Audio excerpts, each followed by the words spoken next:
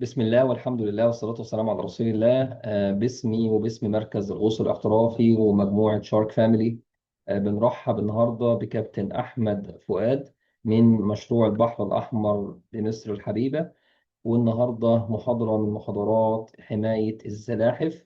وطبعا برحب بجميع الحضور من المدربين والمدربات والغواصين في المحاضرة الجميلة ديت. ويلا نسيب المايك مع الكابتن أحمد ونبدأ المحاضرة الجميلة بتاعتنا. وبعد نهاية المحاضرة اللي عنده سؤال هناخد كده بعض الوقت للإجابة عن الأسئلة إن شاء الله. يعني أتمنى إن الكل يكون سامع كويس. طيب، بسم الله الرحمن الرحيم. البرنامج اللي احنا هنتكلم فيه النهاردة هو غالبا عندنا كمدربين بادي كلنا مدركين أهمية الحياة البحرية ومدركين أهمية السلاحف البحرية بالذات، لأن هي ليها دور مش بس ككائن موجود بيستفاد من الشعب المرجانية أو من الحشائش البحرية، هو كمان بيساعد على إن الأنظمة البيئية ديت بتنمو وتكبر بطريقة كويسة، يعني وإحنا بنقول عليها معيار لصحة الحياة البحرية.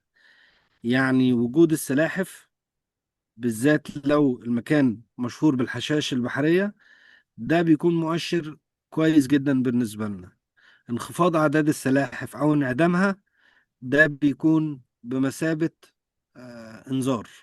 احنا اشتغلنا في الكام سنة اللي فاتوا دول على ان احنا ندرس السلاحف البحرية، ولان طبعا مفيش افضل من مدرب الغوص او من الغواص ان هو يقدر يساعد في الحفاظ على السلاحف البحرية بالذات عندنا في البحر الاحمر. لان احنا لو جينا بصينا على البحر الاحمر سواء من الجانب المصري او من الجانب السعودي، يعني يعتبر عندنا نفس الموارد وعندنا نفس الكائنات. وهنتكلم قريب كمان ان في كائنات بتتحرك من ساحل البحر الاحمر المصري للساحل السعودي والعكس. في سلاحف بحرية بتبيض في راس بريدي في السعودية وبتيجي هنا تتغذى في مصر. في سلاحف تانية بتبيض او بتتكاثر في جزر زبرجد وبتيجي تروح تتغذى بعد كده في جدة. فمهم جدا، ودي حاجة أنا بشكر عليها طبعا ربنا ومن بعد ربنا الصداقة والأخوة اللي بينا والكابتن وليد إن هو قدر يجمعنا النهاردة. لان دي هتكون حاجه كويسه وحاجه مميزه جدا ان يكون في تعاون ما بين الغطاسين في البحر الاحمر المصري والبحر الاحمر السعودي، بالذات في الحفاظ على الكائنات المهمه زي اللي يقال عليها الميجا فاونا او الكائنات العظيمه اللي موجوده في البحر الاحمر زي السلاحف وزي الحيتان والدرافيل وزي القروش. فخلينا نقول ان الماده التعليميه اللي هنتكلم فيها النهارده دي كانت مبادرة اشتغلنا عليها من أكتر من 5 سنين، وحاولنا نبسطها على قد ما نقدر بالتعاون مع جهات عديدة من ضمنها طبعا بروجكت أوير. ووايلد مي ده من شركة مايكروسوفت. هم عملوا برنامج متخصص لمراقبة ورصد الحياة البحرية، والجامعة القاهرة في الجامعة الأمريكية في القاهرة و... وفئات كتيرة طبعا من الجهات الحكومية والغير حكومية ساعدت إن الموضوع ده يشوف النور. هنتكلم النهاردة نبذة بسيطة عن السلاحف البحرية، الأنواع اللي موجودة عندنا في البحر الأحمر وإيه اللي نعرفه، والحالة اللي هم فيها من ناحية الحالة البيئية أو التقييم للوضع البيئي ليهم. نبذة بسيطة عن الأبحاث اللي اتعملت. طبعا كل يوم في جديد وكل يوم بنشوف إنجازات جديدة ومبادرات كويسة في الأبحاث البحرية. وهنتكلم برضو عن علوم المواطن، وهنتكلم عن البرنامج بتاعنا وإزاي نشترك فيه وإزاي ندرسه. طبعا المادة المتاحة حاليا بالإنجليزي، وإحنا ابتدينا بالفعل إن إحنا نترجمها بالعربي. يعني إحنا مدركين إن معظم الطلبة اللي موجودين عند حضراتكم متحدثين اللغة العربية. ما كانش عندنا المادة بالعربي، ابتدينا نشتغل عليها، وإن شاء الله الكابتن وليد هيساعد في المراجعة الأخيرة وهتكون عند حضراتكم في خلال أيام. يعني لو جينا اتكلمنا على السلاحف البحرية، يعني هو غالبا معظم مواقع الغوص في البحر الأحمر سواء في البحر الأحمر ال- المصري أو السعودي أو في الأردن أو عند إخواتنا في السودان عندنا غالبا نفس الموارد، نفس الكائنات ونفس الشعب المرجانية. فبالتالي يكون كويس ان يكون في دراسة إقليمية للمواضيع دي. احنا عندنا في البحر الأحمر 5 أنواع سلاحف، في منهم اللي بيترصد أو بيتشاف أكتر من التانيين، زي السلحفاة الخضراء اللي عليها الماوس، وزي السلحفاة صقرية المنقار. دول أكتر نوعين موجودين عندنا. ال3 أنواع التانيين بيتم رصدهم أو تم رصدهم في فترات معينة. قد يكون ان في منهم كان ليه اماكن تعشيش او اماكن تكاثر او اماكن تغذية في البحر الاحمر، لكن الاماكن دي اتأثرت، سواء بقى من الأنشطة اللي ابتدت تمارس في الأماكن ديت، من تنمية عمرانية أو تنمية ساحلية أو أنشطة سياحية أثرت على تواجدهم. لكن اللي موجود عندنا النهاردة وكلنا على علم بيه، السلاحف الخضراء والسلاحف صقرية المنقار. النوعين دول أكتر نوعين بيتم رصدهم في البحر الأحمر، سواء من الجانب المصري أو في الجانب السعودي. والحقيقة يعني جامعة الملك عبد الله في السعودية عندهم دراسات كبيرة في المادة دي، وعندهم أبحاث قوية جدا اتعملت في السنين اللي فاتت عن أماكن التعشيش بتاعتهم. وفي رصد وفي معاينات بتتعمل لأماكن التعشيش بتاعتهم في السعودية. مؤخرا تم إعلان إن منطقة راس بريدي من أهم مناطق تعشيش السلاحف في البحر الأحمر. فدي حاجة مهمة جدا. يعني احنا عندنا النهاردة بين مصر وبين السعودية نقدر نقول أكبر كثافة من السلاحف البحرية موجودة في المنطقة دي. طبعا أنا مش هخش في التفاصيل بتاعت كل سلحفة بتتغذى على إيه وبتعيش إزاي وبتكبر لحد قد إيه وشكلها عامل إزاي. أنا هترك لحضراتكم المادة التعليمية اللي فيها كل التفاصيل ديت لكل نوع سلاحف على حدة. وخلينا برضو نقول إن المادة التعليمية ديت حاليا متوفرة ديجيتال، يعني نقدر نشوفها على التليفون، نقدر نشوفها على الكمبيوتر. لكن لو في حد حابب يطبعها، يعني كنا بنتكلم مع كابتن وليد من يومين 3 ان لا ده ممكن كمان يكون في امكانية انها تطبع، ويكون في نسخة مطبوعة منها متوفرة عندكم. لكن اعتقد ان النسخة الديجيتال اي حد يقدر يستخدمها، وسهل ان احنا نشاركها مع الطلبة بتوعنا علشان نقدر نفهم السلاحف او عموما مش بس السلاحف، ان احنا نقدر نفهم ازاي اي نوع من الكائنات البحرية بيمارس حياته او بيكون متواجد ب... ب... بصفة مستدامة في احد الاماكن. ايه هي المخاطر اللي بيتعرضوا لها، ايه هي الحاجات الإيجابية والحاجات السلبية. لازم نرصدهم، ولازم نرصدهم لفترات طويلة. يعني صعب جدا ان احنا النهاردة نخش في موقع غطس من اول يوم، صباح الخير لا ده الحالة هنا كويسة، او صباح الخير لا ده الوضع سيء. صعب جدا. فلازم ندرس لفترة طويلة ايه هي الإيجابيات وايه هي السلبيات اللي موجودة في الأماكن ديت، والحيوانات ديت بتعيش ازاي. فحاجة من ضمن الحاجات المهمة اللي احنا بنعملها علشان نقدر نفهم التصرفات او نفهم الكائنات دي بتتكيف ازاي مع البيئة بتاعتها، ان احنا بنرصدهم. الرصد بيتم من خلال طرق غير ضارة بالكائنات وغير ضارة بالبيئة البحرية. بمعنى ان انا بس بكتفي بالصور او بالفيديو، لا محتاج ان انا امسك الكائن واطلعه بره المية، لا محتاج ان انا يعني احط حاجة جهاز او تتبع او لا. احنا مهمتنا كمدربين غطس ان احنا نحافظ على الحياة البحرية من غير ما نسبب اي ضرر ليها.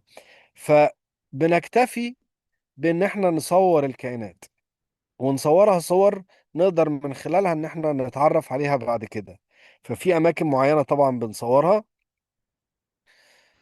وهنتكلم فيها.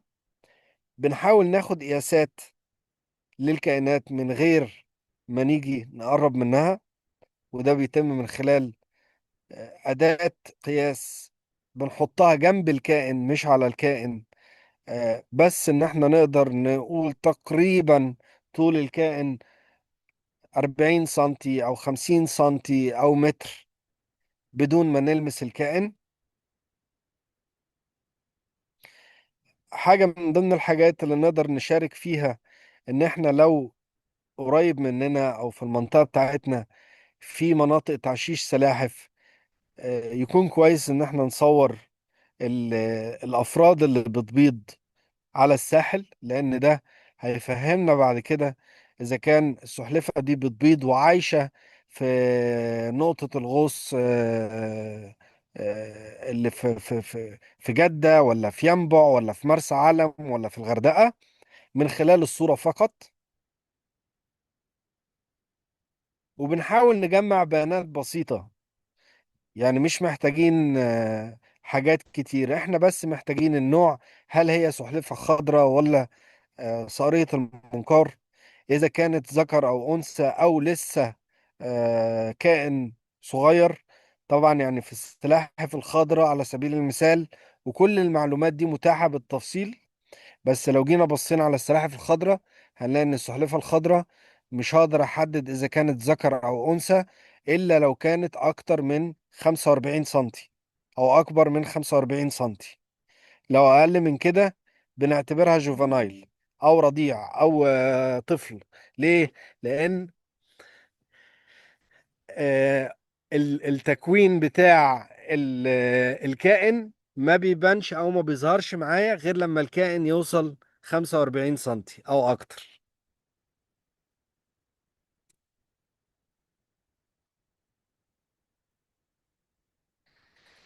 حاجة تانية موجودة عندنا برضو في المانيوال او في دليل المدرب بالتفصيل الممل، ايه هي الاجراءات اللي لازم نتبعها في اماكن تعشيش السلاحف. لان اماكن تعشيش السلاحف بالنسبة لنا تعتبر هي ال الاساس اللي بيطلع منه كل السلاحف البحرية اللي موجودة في البحر المفتوح أو اللي موجودة في المراسي الطبيعية. فبالتالي لو أنا ما حافظتش على الأماكن دي، الخلل أو العواقب السلبية اللي هتظهر معايا بعد كده إن أنا مجتمع السلاحف كله في البحر الأحمر هيتأثر.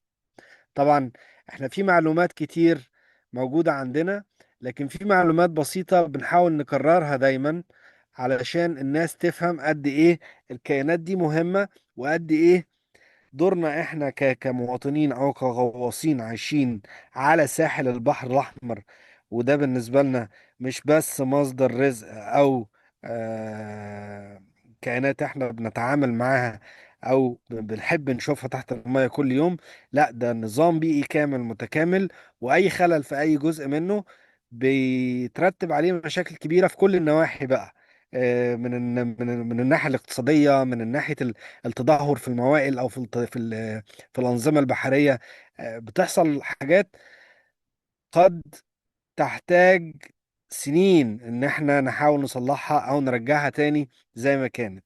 فالحفاظ على الاماكن بتاعه تعشيش السلاحف في اجراءات وفي التزامات لازم نتبعها، كلها موجوده عندنا بالتفصيل الممل. وكفايه جدا ان احنا بس يعني على الاقل نعلم المكان اللي موجود فيه تعشيش، ونوجه الناس الموجوده حواليه ايه الصح وايه الغلط. يعني احنا عندنا من كل 1000 بيضه، من كل 1000 بيضه، بيضه واحده بس اللي بتوصل لمرحله البلوغ. فبالتالي لو احنا جينا حسبنا حسبه بسيطه كده هنلاقي ان السلحفه الواحده بتبيض من 60 ل 90 بيضه مره كل من 3 ل 5 سنين. فانا محتاج قد ايه سلاحف بالغه علشان تبيض الكم ده من البيض علشان يطلع لي في الاخر سلحفة واحدة بالغة.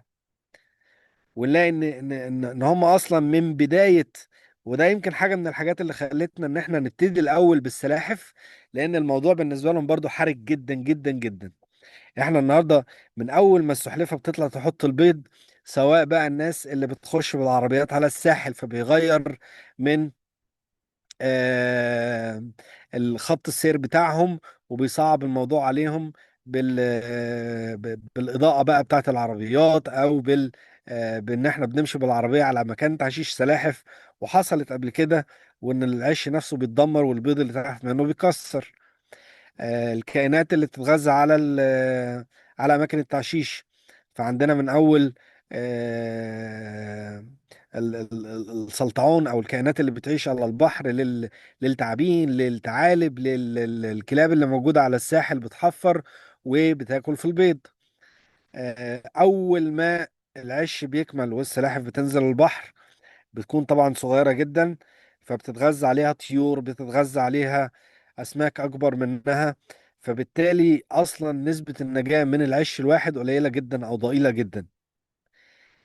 وده يمكن يلزمنا أكتر إن إحنا لازم نحافظ على كل الأعشاش، مش بس على العش اللي جنبنا، أو العش اللي في منطقتنا، أو العش اللي في الجانب السعودي بس، أو العش اللي في الجانب السوداني بس. لا، هي المنطقة كلها لازم تتعاون في إن إحنا نحافظ على الكائنات ديت من أول العش لحد تواجدهم في المية.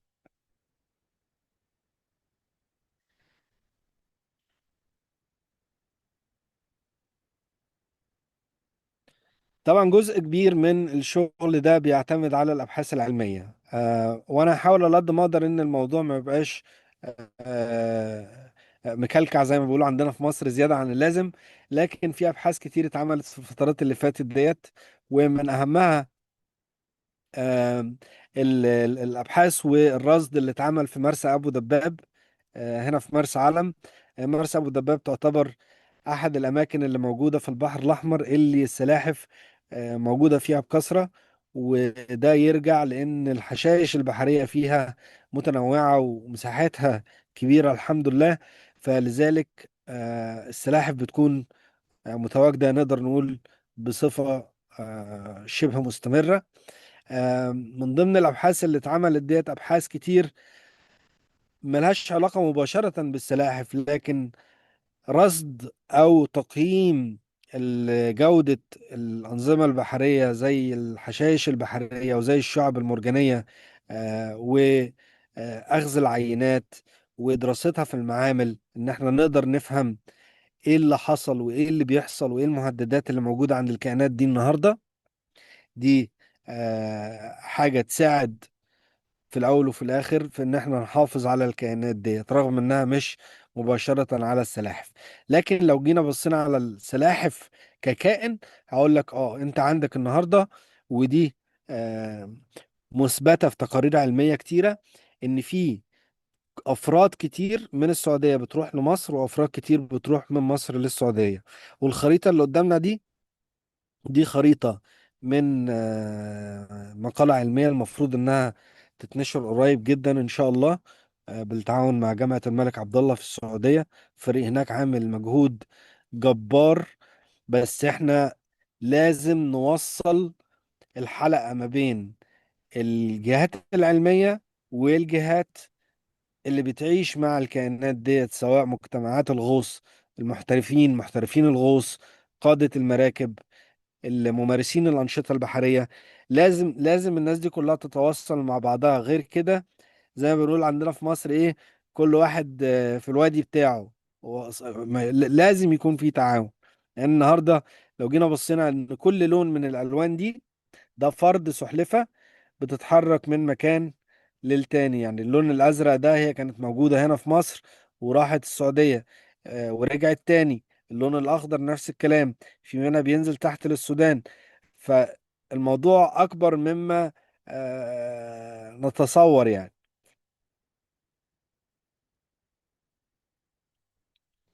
في أبحاث تانية ساعدت في فهم التجمعات بتاعت السلاحف، وسهلة جدا إنها تتطبق النهاردة في أماكن تانية. ويمكن افضل النتائج اللي وصلنا لها ان احنا مش محتاجين مؤسسات كبيرة، ولا محتاجين منح كبيرة، ولا محتاجين ميزانيات تقيلة ان احنا ننفذ الكلام ده. يعني احنا بموارد بسيطة جدا الحمد لله ربنا قدرنا وقدرنا ان احنا نفهم اكتر عن السلاحف اللي موجودة في مرسى ابو الدباب.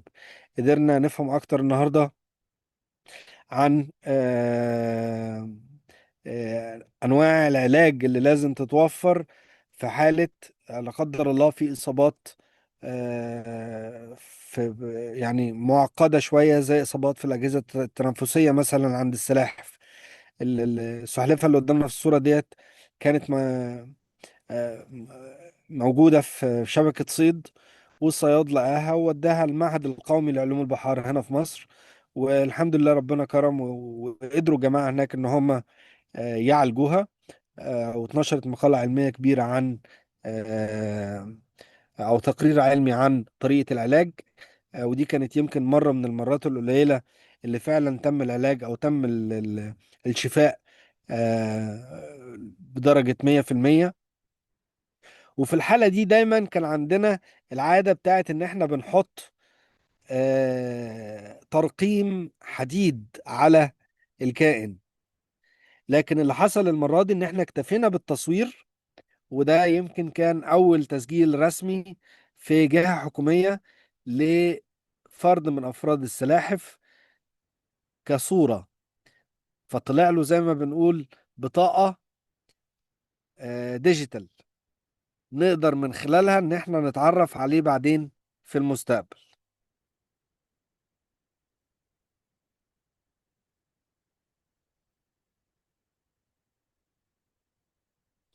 الصوت كويس لحد دلوقتي ولا في أي يعني لو حد بس يقدر يفتح المايك يقول لنا إذا كان الصوت ممتاز شغال ممتاز كويس. جدا كابتن. صوت تمام كويس. كويس. طيب كويس يا الحمد أستاذ. لله الحمد لله.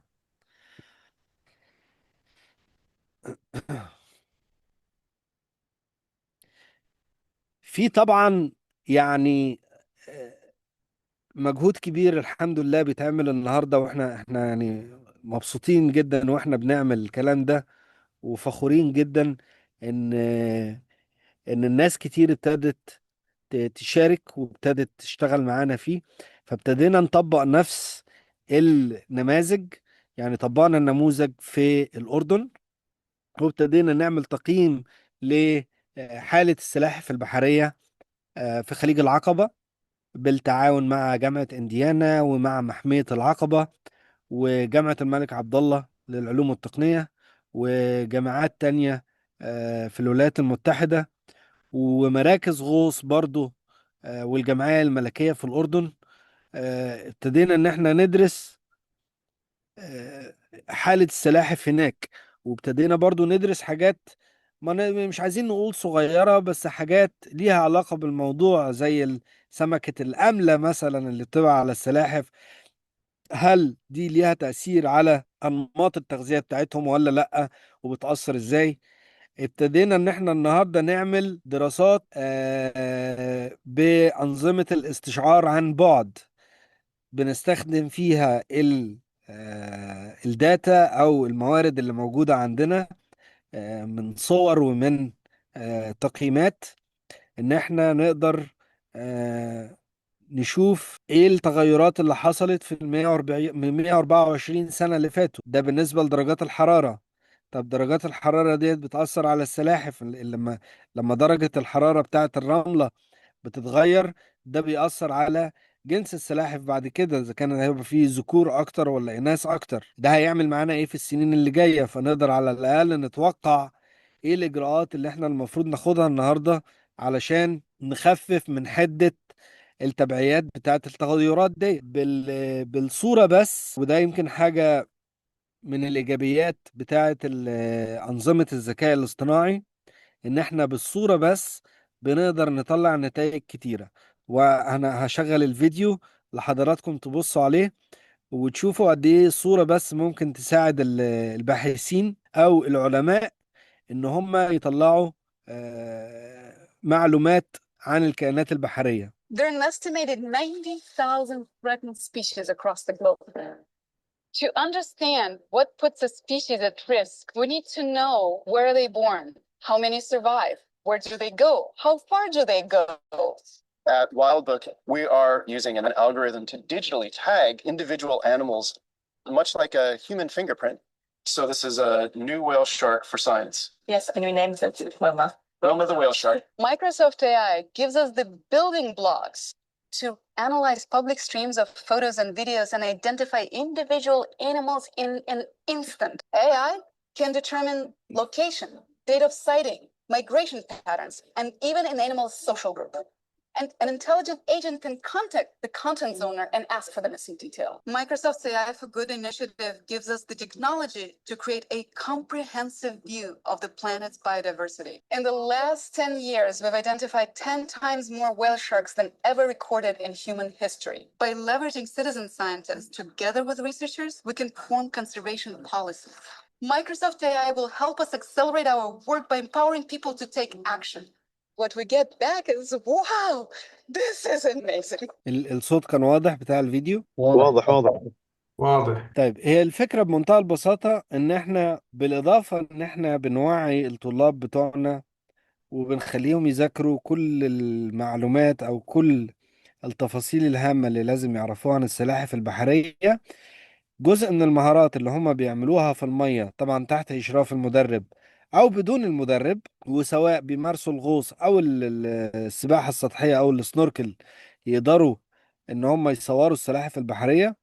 لما بيصوروا السلاحف البحرية بنوريهم إزاي، وطبعا ده في يعني المنهج كامل هيتبعت لحضراتكم باللغتين العربي وبالإنجليزي، ازاي احنا بنحمل الصور ديت على الموقع بتاع وايلد مي، ومن خلال الموقع بنقدر احنا بعد كده نخش ونتعرف على الافراد، وبنتعرف هم بيتحركوا فين وتم رصدهم فين قبل كده وتم رصدهم كام مرة، لدرجة ان احنا النهاردة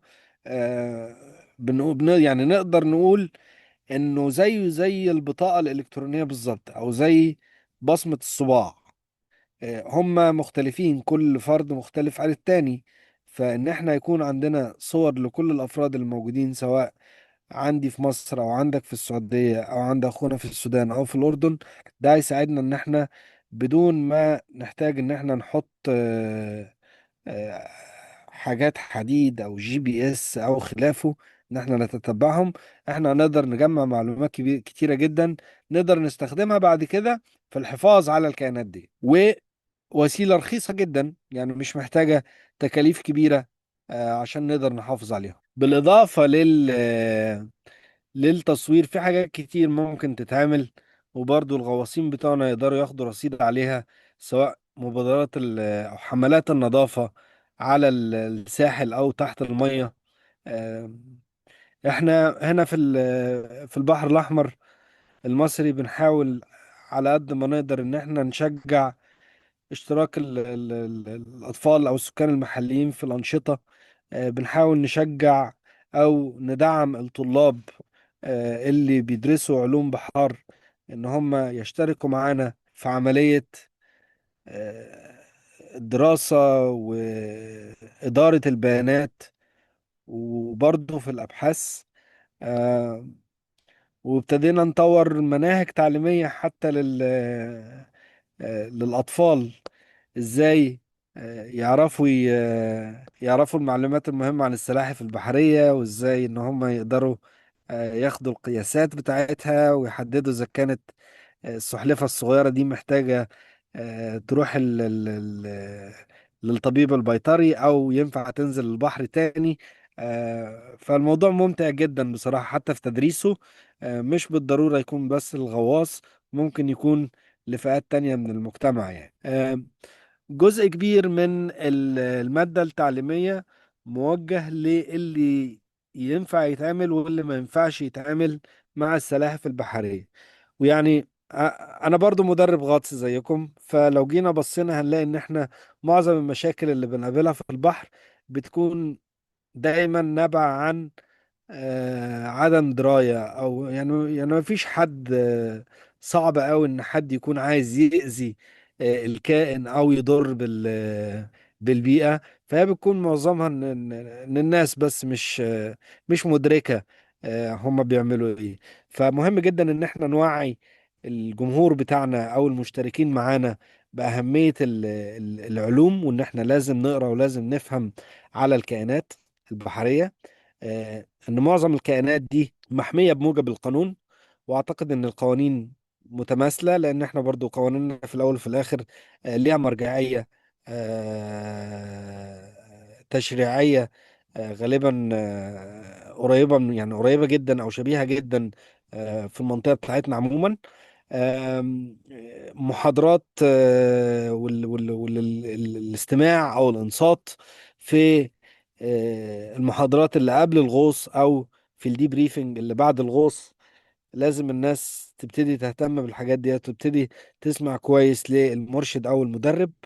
التصوير في حد ذاته حاجة مهمة جدا، مش بس ان احنا نقدر نتعرف على الفرق بين الكائنات البحرية، لا ده احنا ممكن نبتدي نتعلم التعريف بالاسماك او الشعب او خلافه من خلال برامج كتيرة جدا موجودة اونلاين النهاردة.